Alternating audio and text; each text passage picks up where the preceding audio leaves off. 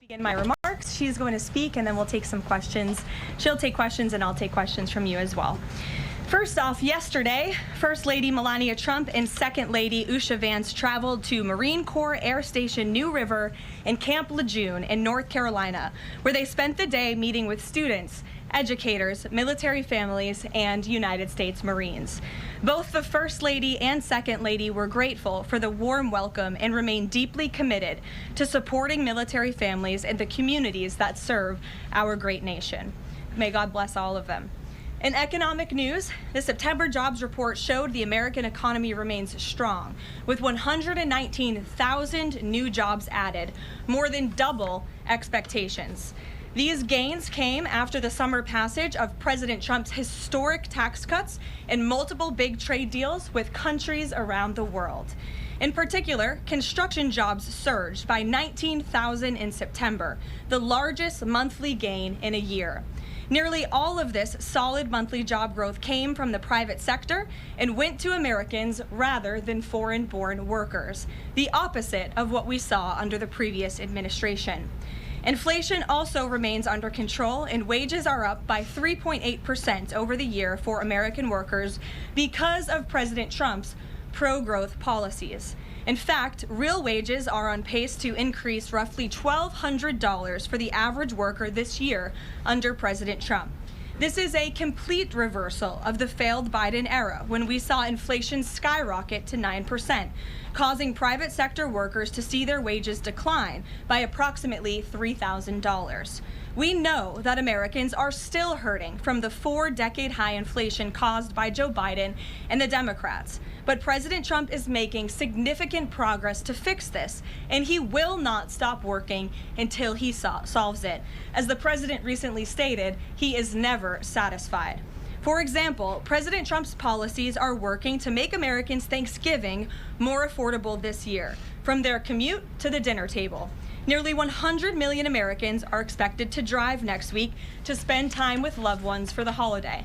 And thanks to President Trump's drill baby drill agenda, the national average price of a gallon of gas on Thanksgiving Day is projected to be at the cheapest price since the COVID pandemic in 2021. President Trump is bringing down gas prices and providing significant savings to American families at the pump. And again, we expect those prices to continue to decline. According to the American Farm Bureau Federation's annual survey, cooking Thanksgiving dinner will also cost less this year than it did last year and is down about 5% overall. The average price for a staple of the meal, a 16-pound frozen turkey, is down more than 16% from last year, which will provide critical savings for families and their budgets. President Trump's entire economic agenda is aimed at putting more money back into the pockets of hardworking Americans. That's why he signed the largest middle tax cuts in history into law, from no tax on overtime, no tax on tips, to no tax on Social Security. And according to a new study from Piper Sandler, which is out this week, tax filers can expect an extra $1,000 bump to their tax refund next year and what could be a record-breaking tax refund season. So there is more good news to come. We know these refunds will make a huge difference for Americans to help pay down their bills and use towards life's expenses. In other news this week, President Trump took a significant step toward delivering on a core campaign promise to finally close the Department of Education.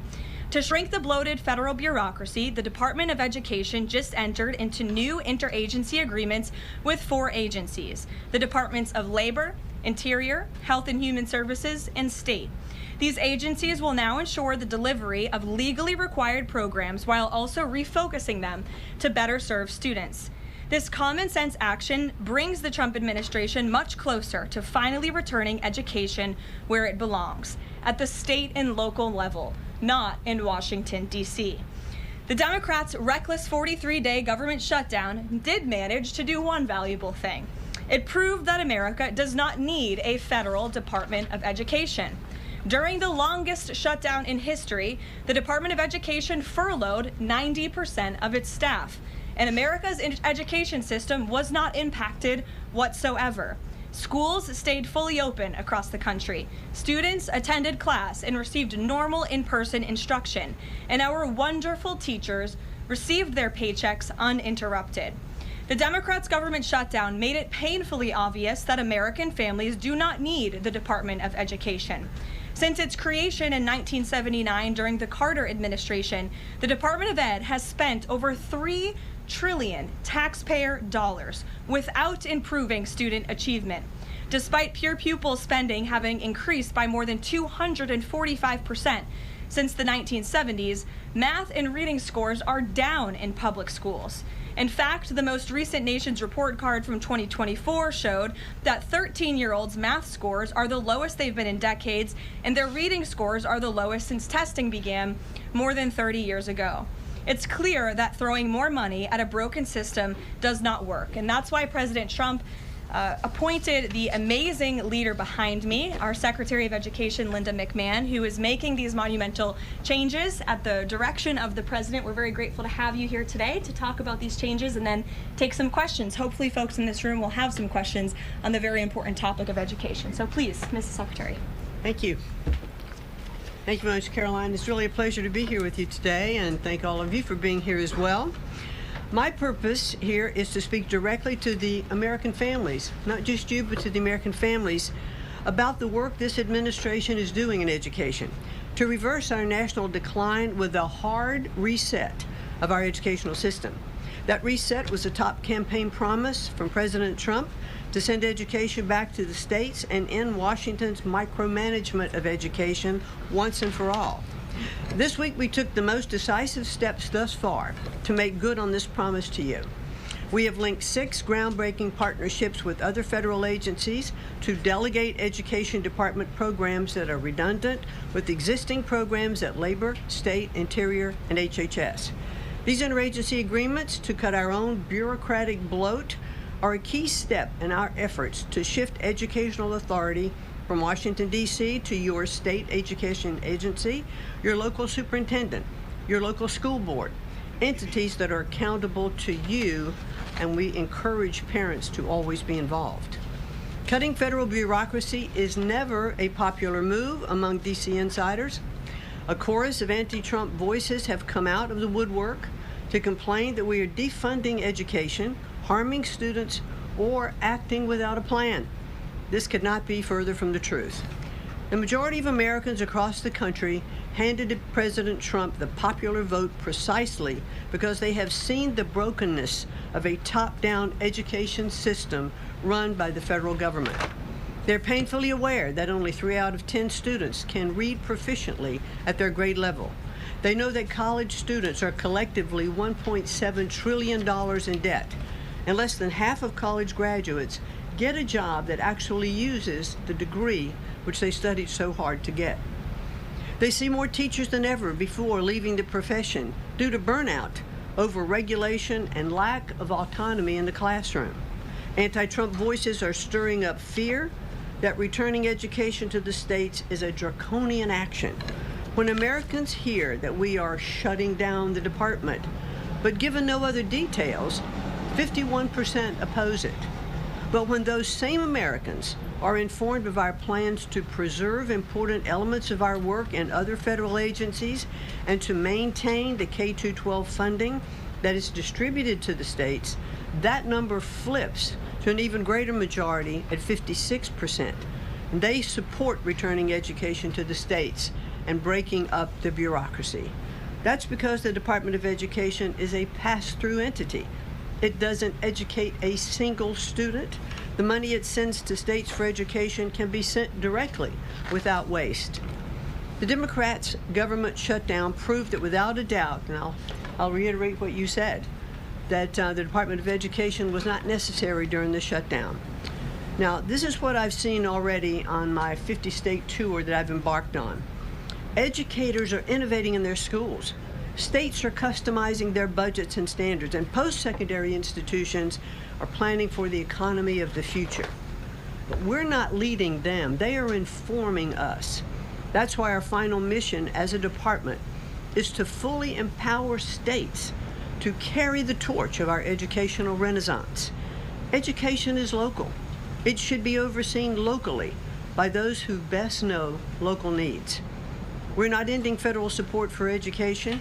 we are ending federal micromanagement and paving the way for education renewal through state reforms like school choice, the science of reading, and restoring the right priorities in higher education.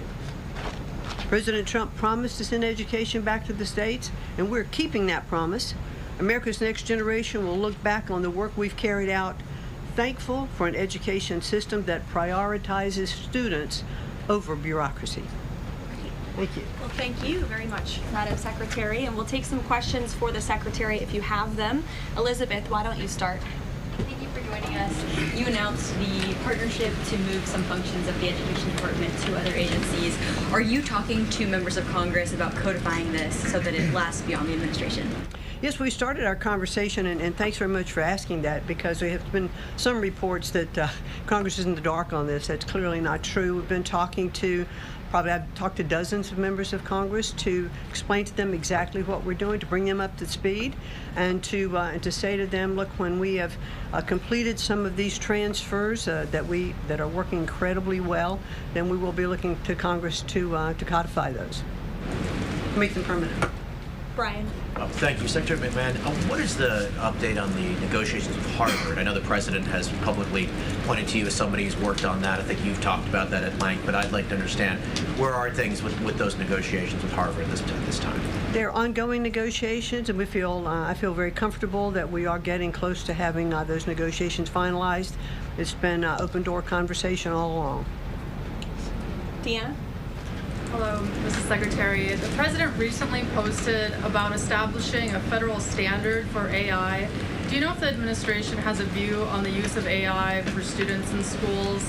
And Karoline, do you know if the President personally uses AI? I don't think so. You can handle that I've never one. witnessed it, so I can't attest to that. Well, I do think AI is going to need guardrails, but I have witnessed AI firsthand. I was at the Alpha School in Austin, Texas, and the first 2 hours of every day in that school, students are learning through AI. They have their headsets on, they're in front of their screens, and the AI is really acting as like an individual tutor for those students, allowing those students that can progress faster to do that. Those who need a little catch-up, it refeeds information to them. And so after those 2 hours of learning, the basics of what they're doing in their curriculum that day, then they spend the rest of the day, they have good recess and all of that time, but then they spend the rest of the day in what are called life skills, and they're actually using the information that they've learned this morning. So I've seen some AI in action that is really proving quite beneficial. Michael. Thank you, Karoline. Secretary McMahon, as the Education Department continues to pare down, can you talk about taxpayer services like charter school grants and how the department will continue to assist kids with special needs? Well, we are going to make sure that there's no interruption in getting that grant money out the door. That money is it comes from Congress. It's appropriated by Congress, and we legally are obligated to do that. And the transitions we're starting to make, our first programs that went over to the Department of Labor, that was a few weeks ago. We actually signed the first interagency agreement, which we accomplished under the authority of the Economy Act.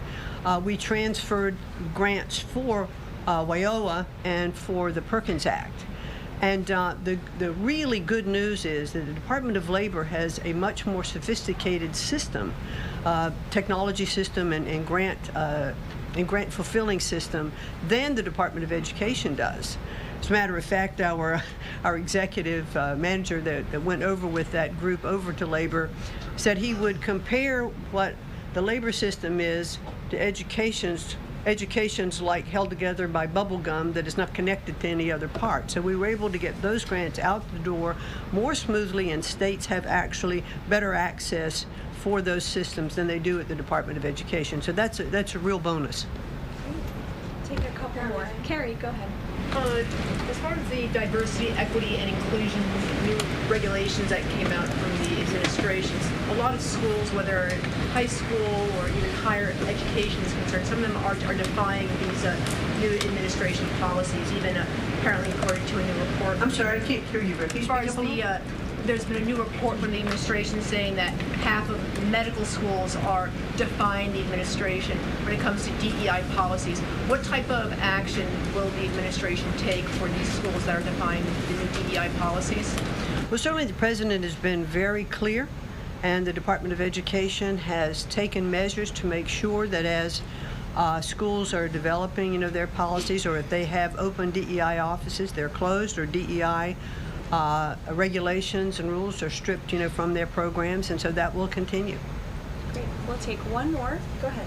Thank you, Karoline. Secretary McMahon, my question is, since you said 3 out of 10 students are literate with regard to their reading capacity, would now the states help to improve those numbers since you have gone back to the states? Well, what we are finding, that the states that are making great progress, it's through their own innovation. It's not coming from the Department of Education. I think the Department of Education is really misunderstood about what our function is. We don't teach one student. We have nothing to do with the curriculum that are in any states. We are a pass-through pathway from money that's appropriated by Congress to get, to the states. But what we have seen in those states that have taken that initiative, and they are embracing the science of reading and returning that into their school programs. Louisiana has done it. Mississippi, they call it the Mississippi Miracle, because they were I think bottom or next to last in reading proficiency in Mississippi, and now they're middle of the pack, which has been a really big jump. Florida has, Iowa has, Tennessee. So, but these are innovations that are done at the state level. This is not anything we're dictating, and that's why I'm saying returning education to the states where they really are already leading in their education endeavors, and 90% of their budget they provide. The federal government only provides 8 to 10% of the budget for education, so let's make sure that that grant money that's coming from the federal government is getting in their hands as efficiently as possible and getting to students. We don't want teachers having to spend their time and money in regulatory compliance. There was one superintendent chief who said to me that they had done some calculation in their state, and that for every dollar that went into the classroom in a grant, 47 cents was spent in regulatory compliance. So let's get the money into the hands of our students and our teachers. Let's raise the level of education. The other thing I'll do, and I'll quickly wrap up for you, is this 50-state tour that I have embarked on. We've done about 14 states. We've shut down a little bit during the shutdown. But what I am doing is visiting different kinds of schools, grammar schools, middle schools, high schools, micro schools, private schools, charter schools, the whole gambit. And in the end, my goal will be, as we step away and fully deliver education back to the states, is to provide them with a best practices toolkit of all of the things that I have seen around the country to say, hey, this is working. Check with these superintendents, check with these governors. And what I've found a little bit is governors are a little competitive, so it's kind of nice to give some of these best practices out there. It'll work because it's already working. If we leave it with the people who are closest to the students, the president believes, as do I, the best education is that's closest to the child, and parents' involvement is critical to the success. Awesome. Thank you so much. Thank you, Linda. Thank you so much. I appreciate your coming All right. today. Thanks for your great work. Whoops. And Thank she's you all very much. a busy lady, so we'll let her Come get on. back to work. All right. Thank you again. Well, let's get to it. You guys were so calm with her. I wish you were that calm with me. We'll kick off with our new media suite, as always. Javier, why don't you start us off, and then we'll get to the rest of the room. Go ahead. Thank you very much. My name is Javier Negre. I'm from Spain. I'm the owner of the biggest media platform in Hispanic politics, with brands like La Derecha Diario, Ida TV, or UH+ or Vicegrad in Spanish. And I'm happy to be here. Thanks for supporting the new media, also in the Hispanic community. We try to fight against media like Telemundo, Univision, CNN, or NBC News that are spreading fake news and attacking the ICE operations. We will premiere this Sunday the Real America's Voice, the Rainy Show, the first Hispanic show against communism and woke culture that is promoted by people like George Soros to bring communism all over the world, like happened in New York. I have two questions for you, if you don't mind. In Mexico, the young people is protesting against President Sheinbaum. They think she's doing nothing against the cartels. Sheinbaum used the police to attack them, young people, kids, girls, and she's attacking journalists like me in a country where 150 journalists have been killed in the past years.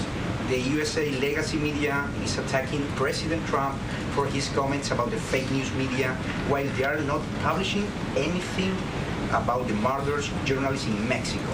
Why do you think they stay silent about the murders of journalists in Mexico and the attacks to businessmen like Ricardo Salinas? And my second question is, Trump said he has a plan for the narco state of Venezuela. Does he have a plan for Mexico where, according to Stephen Miller, the cartels are controlling governments and territories? Sure. Well, thank you, Javier, for the question, and thank you again for being here. We're proud to have new media voices in the briefing room. As for President Sheinbaum and the president's relationship with Mexico, I will tell you that we have seen historic strides from President Sheinbaum and her administration in Mexico when it comes to cracking down on the cartels. They have been incredibly cooperative with the president's efforts at our southern border to crack down on illegal immigration and also the illegal trafficking of drugs at the southern border. Now the president is very interested in taking additional measures against the drug cartels. He's been very clear about that. He's spoken about it, and this is a promise that he made to the American public. And so his national security team is discussing these options all of the time. And on the campaign trail, the president promised to take on the cartels. He has taken unprecedented action to do so, and he has left additional options at his disposal on the table. So those are only decisions that the president can make. Thank you. What about the silence of the legacy media about the murders of journalists in Mexico? 150 journalists have been killed in the past years. Yeah, well, it's certainly something I wish the media would report on more, and it's something that this administration absolutely condemns. I can't speak for the media, but I can speak for the president. That's not something he wants to see. Thank you. Sure. Hi, thank you, Caroline. Hi. Is there anything that Mayor-elect Mamdani could say tomorrow that would ease the president's concerns about his future leadership in New York? Look, I don't want to speak for the president or get ahead of this meeting that we are currently working on tomorrow. As you saw, the president put out a statement tomorrow that the mayor-elect will be coming to the Oval Office, and so our teams are arranging those details. I won't get into the president's thinking on it. I think you'll all hear from him directly.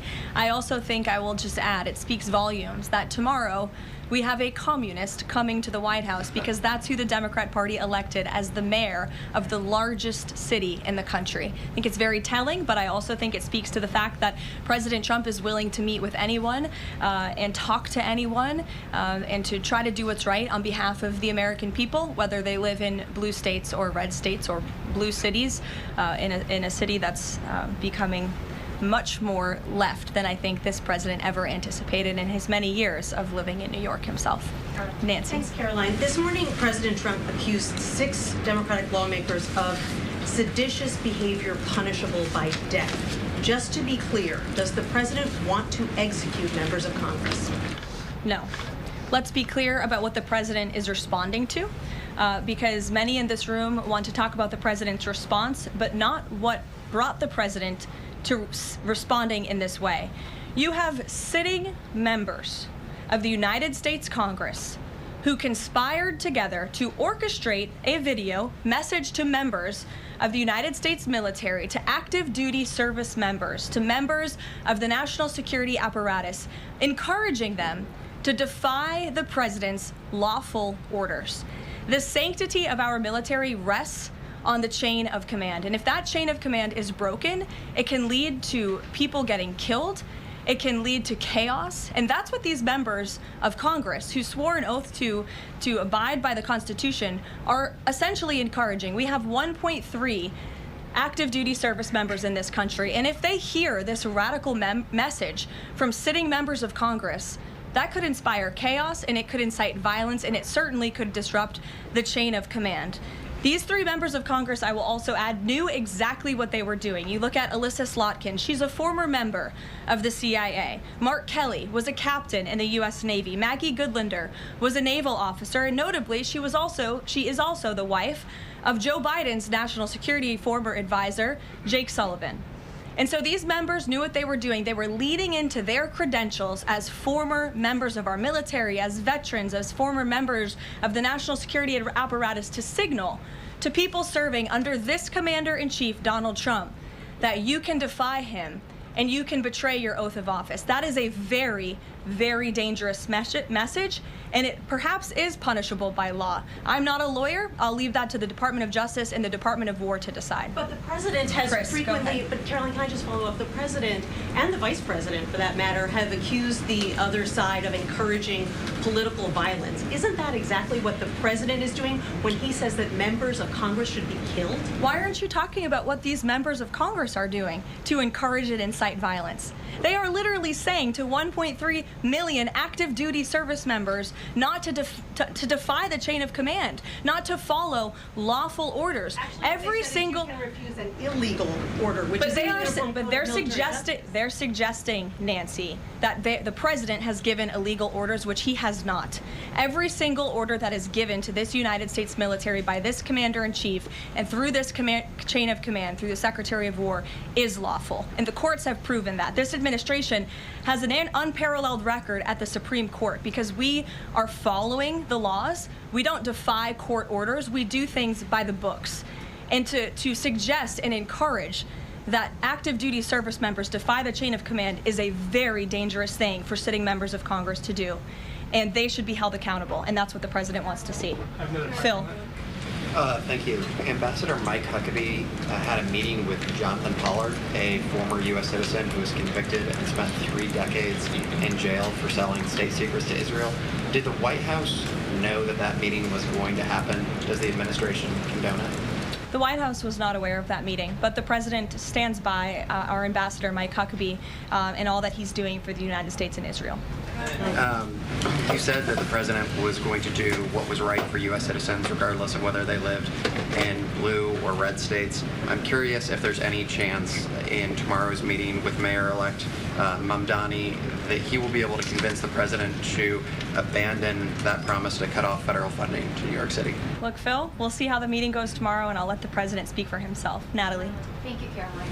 What did the president mean when he called reporter piggy? Look, the president is very frank and honest with everyone in this room. You've all seen it yourself. You've all experienced it yourselves, and I think it's one of the many reasons that the American people reelected this president, because of his frankness. And he calls out fake news when he sees it. He gets frustrated with reporters when you lie about him, when you spread fake news about him and his administration. But he also is the most transparent president in history, and he gives all of you in this room, as you all know, unprecedented access.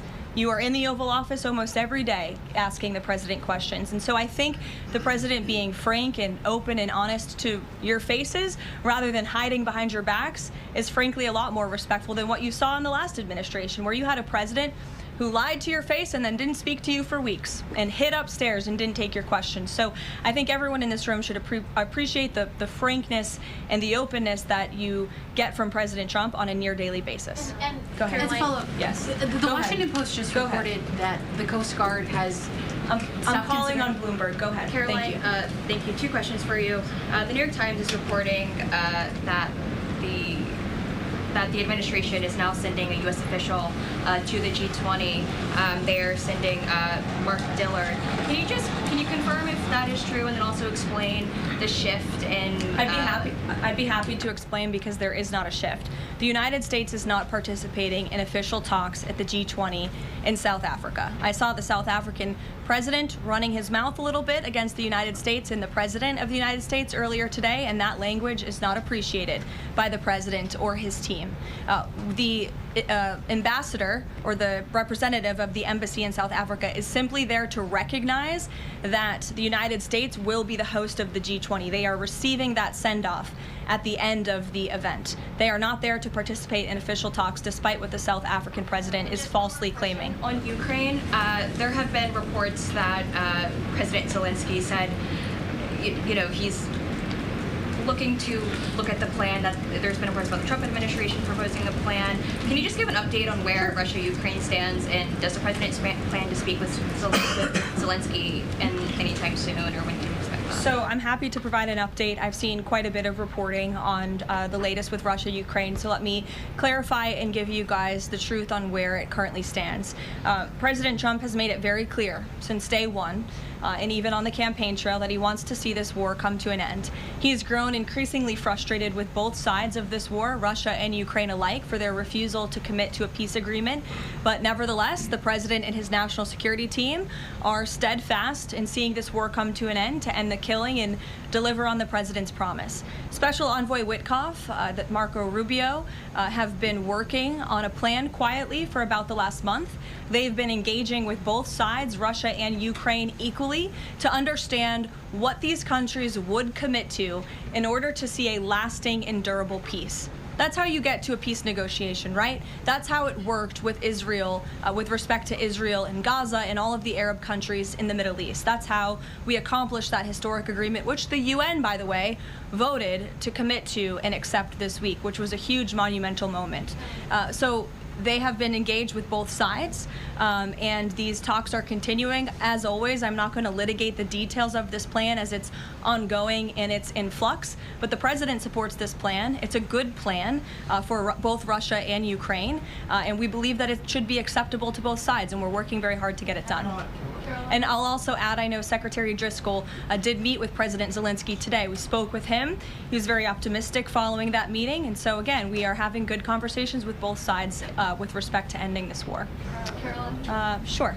Go ahead. Follow up on Ukraine. You said this is a good plan. So according to our sources, this proposal demands major concessions from Ukraine and doesn't demand much from Russia. So was Russia involved in drafting Your this? understanding is wrong. Have you read the full plan? You haven't. Sources said. Yes. So if you can give details, maybe. You've read reporting from one side of the war, and so I want you to understand that the administration has talked equally with both sides. You have seen President Trump engage directly with both President Putin and President Zelensky. Likewise, his national security team has as well. In fact, Special Envoy Witkoff and Secretary Rubio met with some of the Ukrainians just in the past week to discuss this very plan. And so just like you saw with respect to Israel and Gaza, we are hearing out both sides of this war to understand what can you commit to end the war. And that's ultimately how we are going to get to an agreeable solution. That's what the president has directed of his team. I know there's a lot of criticism out there and a lot of doubters, but I would just remind you of the historic success that this president and his team accomplished in the Middle East. We believe that is possible with Russia and Ukraine, and we're hoping and working very hard to achieve that. Stephen. Could you provide a little more context on what to expect tomorrow with the Mamdani meeting? Will it be in the Oval Office, or is it going to be open at least partially to the press? I don't have any more details to read out for you on the meeting quite yet, Stephen. I know it's of great interest to you and the New York Post, but we'll keep, maybe if it opens, we can commit to letting you in. Sure, go ahead. Thank you, Karoline.